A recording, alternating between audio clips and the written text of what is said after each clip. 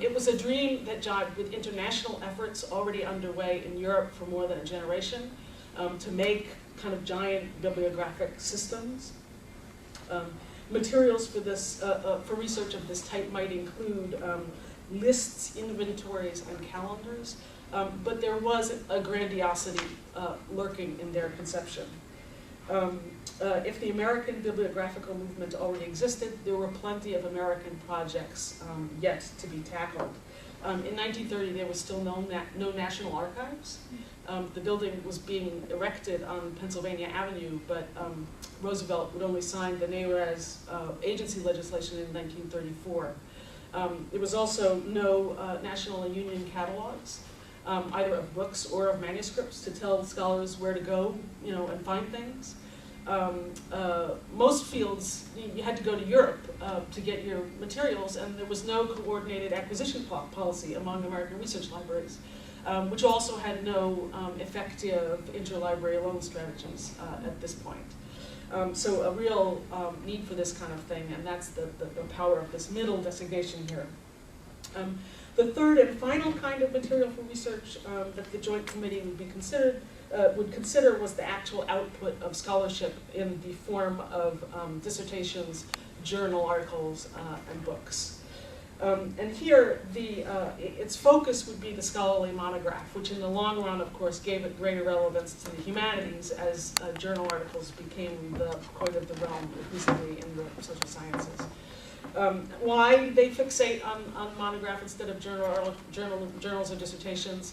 Really because of what was viewed as the crisis in scholarly publication. And I'm not going to go into it because it's exactly the same crisis that we experience today in many of the same terms: specialization, library budgets, all the rest of it. So that was the kind of third tier here. The manual would itself be one part experiment and one part argument about the feasibility of what Binkley called the Typescript book. And the Typescript book was offered as a possible palliative for this crisis in some ways. Okay, so now calling three such weirdly different things by the same term, I think, has results, and I'm not sure that I have completely conceptualized what they are yet, but I want to point to this combination of stuff. It's not that the committee conflated these three things, right? They're easy to tell apart. But by using the same language to talk about them, there's a certain assumption, I guess, or a buy-in, if you like, first to the power of reproduction, right? If reproduction is what's holding these things together, reproduction becomes a kind of central unasked question in the work of the committee.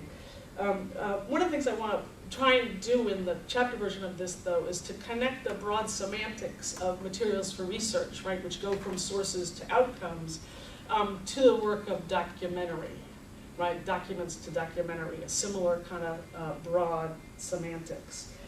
And of course, documentary is a much more widely used term with regard to the 30s particularly it designates a genre or a meta-genre in Jonathan Kahana's helpful formulation that was very characteristic of the 1930s when, as William Stott says, the Depression made documentary seem compulsory somehow. Let's go out and count some things and find out who we are. So, and here you can think about documentary in literature, photography, even dance and theater, very influenced by documentary forms in this period, both with state sponsorship, right, the WPA, the FSA, and without state sponsorship. Now, documentary, like document, is a very capacious term. When Binkley eventually did not produce a third version of this manual, instead, he pushed and became an editor of a short-lived journal called the Journal of Documentary Reproduction, published by the American Library Association. And it doesn't have to do with social documentary. It has to do with the boring documentary documents and whatnot. The social documentary form, though, and the interests of the Joint Committee, I think were aligned in particular ways. And the most efficient way I can gesture toward that alignment is to let you know that Binkley was a kind of key advocate and visionary behind the Historical Records Survey. which is a last WPA project, when the theater projects, the writers' projects get into political hot water. The Historical Records Survey sort of does some tidying up in the end. It was kind of a broad employment initiative to employ the white-collar unemployed to do white-collar work, and in particular to canvass county documents across the United States. And I'm just going to work around and mention a teeny thing about the HRS at the end. The recent preeminence of social documentary as a cultural form has tended to focus attention on questions of representation rather than reproduction. For instance, how are the human subjects of a documentary represented? Think about, sort of Al Gore or Michael Moore and, the kind of current documentary spirit that we live with.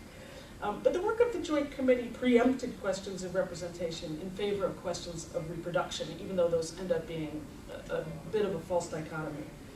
Related questions of reproduction are certainly relevant in the sphere of social documentary.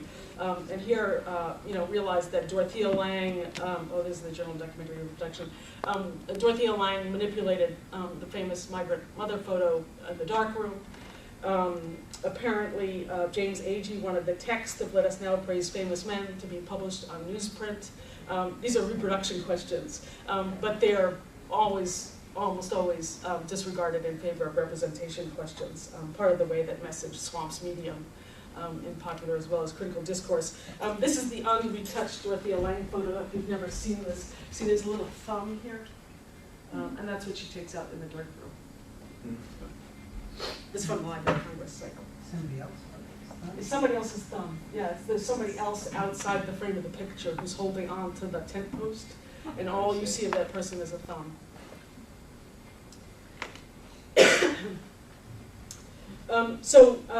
The questions of reproduction actually always seem safer, I think, more neutral than questions of representation, which may offer some of their appeal. And I think Alan was usefully making a point about the digital humanities and cultural studies, and so we may see some of the same distinction being played out today.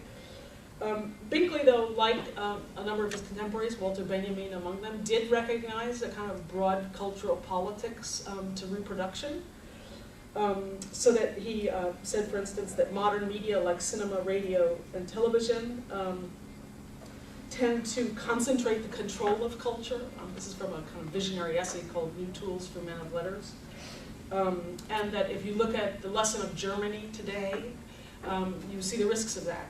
But that when you think of the newer media, such as microphotography and photo offset, they are capable of working in the other way, of implements of a more decentralized culture. So Binkley was sort of hooked in, and Benjamin is an important, I think, interlocutor here. They weren't writing to each other, but they're writing in precisely the same moment. And I want to suggest that Benjamin is a kind of important context for Binkley's manual, because the manual shows just how various the relations between mechanical reproduction and what Benjamin formulated as aura might be. And here it just gets a little bit confusing, and this is why I threw in some more pictures of the manual, but each copy of the manual contains individually prepared, unique illustrations, the purpose of which is to explain mechanical reproduction. It really seems counterintuitive. It sort of rethreads that connection in an interesting way. So Binkley's chapter 5, for instance, considers the Typescript book. So he's going to offer a kind of technical overview of different media that can be used to reproduce Typescript. It's a cost analysis, but it also has to do with how many how many copies can be made with a particular process, where the initial costs, running costs, what are the implications with regard to legibility, and things like that. And so it's a sort of careful laying out of a lot of different technologies. So in order to illustrate his analysis, Binkley includes lots of samples, and I'm just going to show you a couple of my favorites. So figure 22, 23, and 24 are all dittos.